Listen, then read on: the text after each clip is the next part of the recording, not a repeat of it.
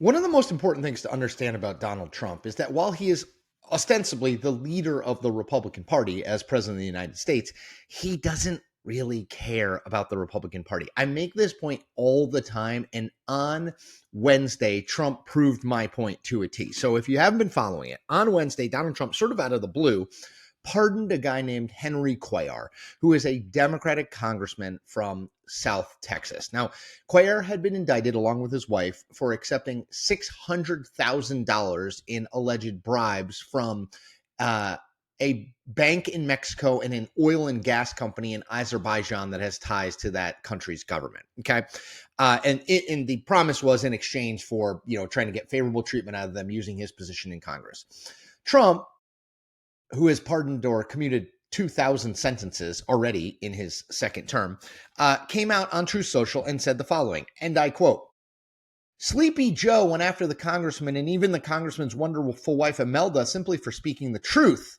Henry, I don't know you, but you can sleep well tonight. Your nightmare is finally over." Now, what Trump is talking about is that Cuellar, who is one of the most conservative Democrats in Congress, was critical from the start of how Joe Biden, during his presidency, was handling immigration along the Texas border. So by Trump's estimation, Cuellar should get off because he was a victim of the weaponization of the Justice Department by Joe Biden, which, as everyone knows, is one of the hobby horses for Donald Trump. Now, here's the problem, and here's where we get into the Donald Trump cares about Donald Trump first, Donald Trump second, Donald Trump third, all other things, including the Republican Party, fourth, and I'll prove it to you.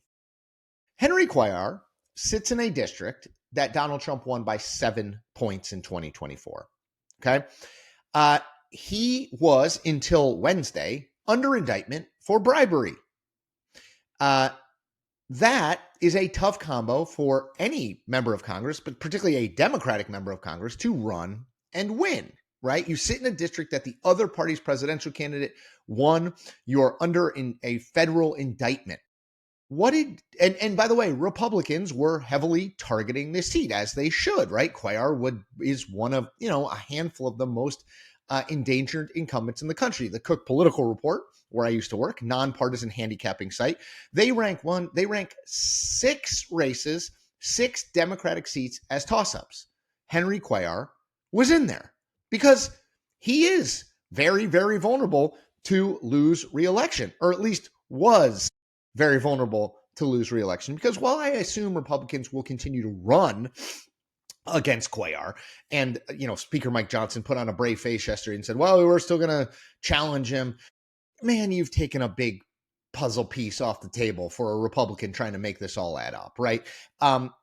Henry Cuellar can now say, not only am I not under indictment anymore, but the Republican president of the United States said that I hadn't done anything wrong, right? I mean, it just really makes it difficult. You say, well, Chris, it's just one seat. Yeah, it is. It's one seat.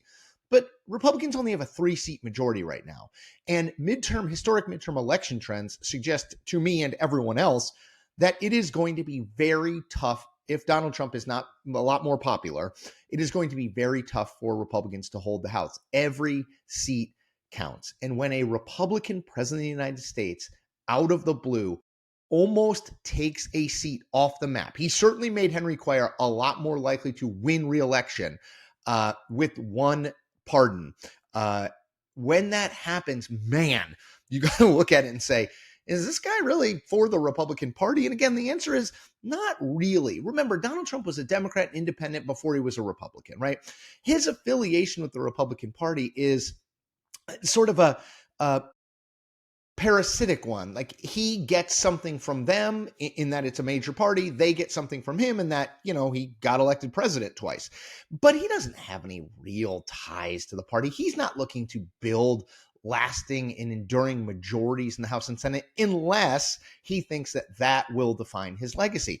He is trying to settle scores, and one of his big scores is against the Biden Justice Department and what he believes was the weaponization of it. And obviously that's very personal to him because he feels he was unfairly targeted by them. So if he sees common cause with a Henry Cuellar, another politician who was unfairly targeted by the Justice Department of Joe Biden, he's going to do what he wants to do.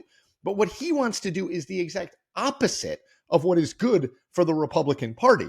I mean, he couldn't have made Mike Johnson's day any worse than he did on Wednesday by saying, oh, we're going to pardon this guy who sits in a Trump +7 district, who is one of the top 6 targets for Republicans in the 2026 election. Now, I will say this. Is it possible that there is a method to this madness by Donald Trump, politically speaking? Yes, it is possible. Cuellar has been a very conservative Democrat for a very long time. He's held the seat for a decade, more than a decade, well more than a decade. He has been the rumor in the past of possible party switching, that he's such a conservative Democrat, why not just come over and be a Republican? Is it possible that the pardon was, if not a direct quid pro quo, a kind of nudge by Trump for Cuellar to join the Republican Party? It's possible. And if Donald Trump pulls that off, I'll give him credit. And that will suggest to me, okay, well, there was a political motive here. Like, this was not just Donald Trump doing what felt good for Donald Trump. I will say, in the wake of the pardon being announced on Wednesday, Cuellar made very clear in a public statement that he is filing to run for re-election as a Democrat. If that happens, and I think right now you have to take him at his word, if that happens, then Donald Trump will absolutely 100% have hurt his party, the Republican Party, politically by this Cuellar pardon. There is no other way to see this.